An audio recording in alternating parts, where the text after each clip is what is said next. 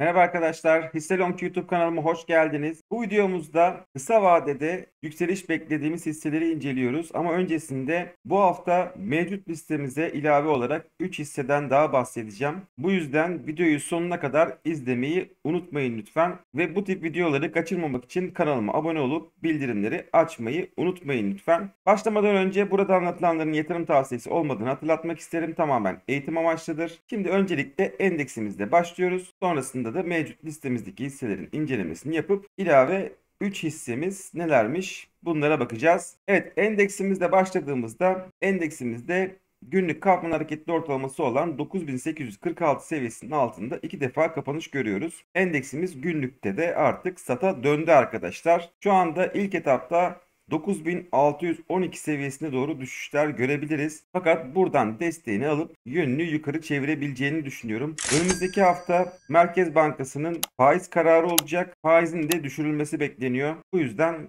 dediğim gibi 9612 seviyelerine kadar belki bir gevşeme görebiliriz ve sonrasında buradan tekrar yönünü yukarı çevirebileceğini düşünüyorum. Eğer ki 9612 seviyesi aşağı yönlü kırılırsa bu sefer de Ichimoku bulutumuzun seviyesi olan 9349 seviyelere doğru ilk etapta düşüşler görülebilir arkadaşlar. Şimdi baktığımızda endeksimizde şöyle yükselen bir kanal çizmiştik. Bu kanalın da aşağı yönlü kırıldığını görüyoruz arkadaşlar. Dediğim gibi şu anda endeksimiz sat konumunda fakat 9612 seviyelerinden destek bulabileceğini düşünüyorum. Eğer ki desteğini bulup günlük Kaufman hareketli ortalamasını da üzerine tekrardan atarsa önümüzdeki dönemde tekrar 10.121 seviyelerine doğru bir hareket görebiliriz. Bu seviyede yukarı yönlü kırıldıktan sonra yani üzerinde 2 defa yükselişle kapanış yaptıktan sonra 10.822 seviyesi hedef seviyemiz olacak arkadaşlar. Şimdi geçtiğimiz günlerde yükseliş beklentim olarak söylediğim hisselerin son durumlarına bakalım. Tutmaya devam mı ediyoruz? Satıyor muyuz? Hep birlikte karar verelim. Geçtiğimiz çarşamba günü bazı hisselerde karlı satışlar yapıp stop olmuştuk. Kalan hisselerde son durumumuz nedir? Bir bakalım.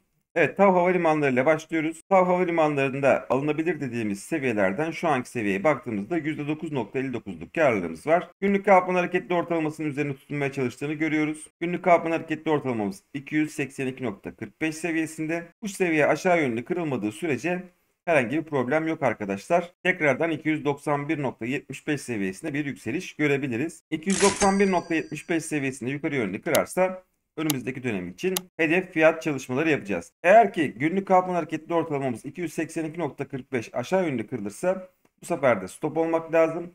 Böyle bir durumda 270 seviyesine doğru düşüşler görülebilir. Garanti Bankası'na bakalım. Evet, Garanti Bankası'nda da günlük Kaufman hareketli ortalamasının üzerinde kaldığını görüyoruz. Hareketli ortalamamız 124.9 seviyesinde şu anda. Buradan tekrar yukarı doğru bir yönelim görebiliriz. Böyle bir durumda 131 seviyesine tekrar bir deneme gelebileceğini düşünüyorum arkadaşlar. 131 seviyesinde yukarı yönlü kırarsa önümüzdeki dönem için hedef fiyat çalışmaları yapıyor olacağız. Eğer ki 124.9 aşağı yönlü kırılırsa bu sefer de stop olmak lazım. Böyle bir durumda 117.7 seviyesine doğru düşüşler görülebilir. Enerji hissesine bakalım. Evet, enerji hissesinde stop olduk arkadaşlar. Yükselen kanalımız aşağı yönlü kırıldı. Aynı zamanda 4 saatlik Kaufman hareketli ortalamamızda aşağı yönlü kırılmış durumda. %5 zararımız var. Diğer hisselerden çok daha fazla kar etmiştik. Burada da hissemiz sata döndüğü için riske girmenin gerekmediğini düşünüyorum. Şöyle baktığımızda Nadara Evasıl indikatörümüzün dip seviyeleri 57.80 seviyelerinden geçiyor. Buralara doğru düşüşler görülebilir arkadaşlar. Ichimoku bulutu da aşağı yönlü kırılırsa 54.05 seviyesine doğru tekrar düşüşler görülebilir.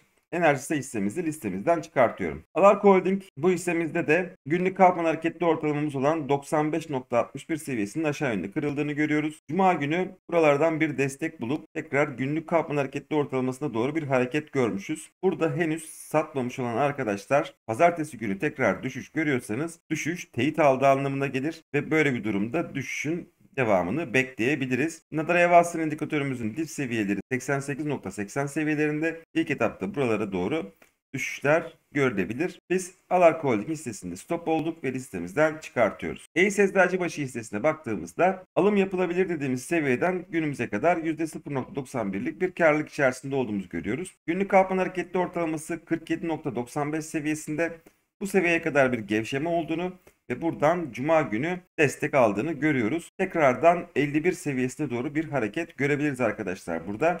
Eğer ki önümüzdeki dönemde 51 seviyesini yukarı yönlü kırarsa bu sefer de 54.20 seviyesi hedef seviyemiz olacak. 47.95 aşağı yönlü kırılıyorsa stop olmakta fayda var. Böyle bir durumda düşüşler 43.78 seviyesine doğru olabilir. Evet, TSKB hissesine baktığımızda burada da stop oluyoruz arkadaşlar. Günlük Altman hareketli ortalamasının altında 2 defa kapanış yaptığını görüyoruz. Bakın burada da daha önce 2 defa kapanış yapmış. Sonrasında bir yükseliş görmüşüz. İsteyen arkadaşlar pazartesi gününde bir bekleyebilirler. Eğer ki pazartesi günü yükselişle devam ediyorsa tutmaya da devam edilebilir. Tabi pazartesi gününü 12.38 seviyesinin üzerinde kapatması lazım. TSKB hissesini listemizden çıkartmıyorum. Takip amaçlı önümüzdeki videolarda kontrolünü yapacağız. Evet, Dohol'e bakalım. Dohol'de alım yapılabilir dediğimiz seviyeden şu anki seviyeye baktığımızda %1.24'lük zararımız var. Böyle bir yükselen kanal çizmiştik. Bu kanalın dışında Perşembe günü bir kapanış yaptı ve Cuma günü tekrar kanalın içine girdiğini görüyoruz. Güzel.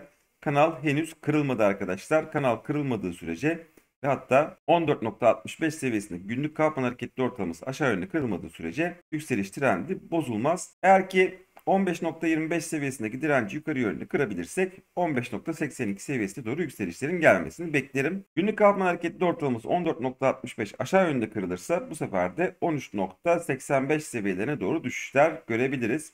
Evet, şimdi 3 hisse daha ekleyeceğimi söylemiştim. Hemen onlar nelermiş hızlıca bakalım. Evet, birinci hissemiz Şişecam. Evet, Şişecam'da günlük Kaufman hareketli ortalamasını yukarı yönlü kırdıktan sonra şu bölgede belli bir yükseliş gerçekleştirip sonrasında tekrar Kaufman hareketli ortalamasına kadar gevşediğini ve yükselişin buradan teyit aldığını görüyoruz. Şu anda 44.70 seviyesine doğru yükselişlerin devam etmesini bekleyebiliriz.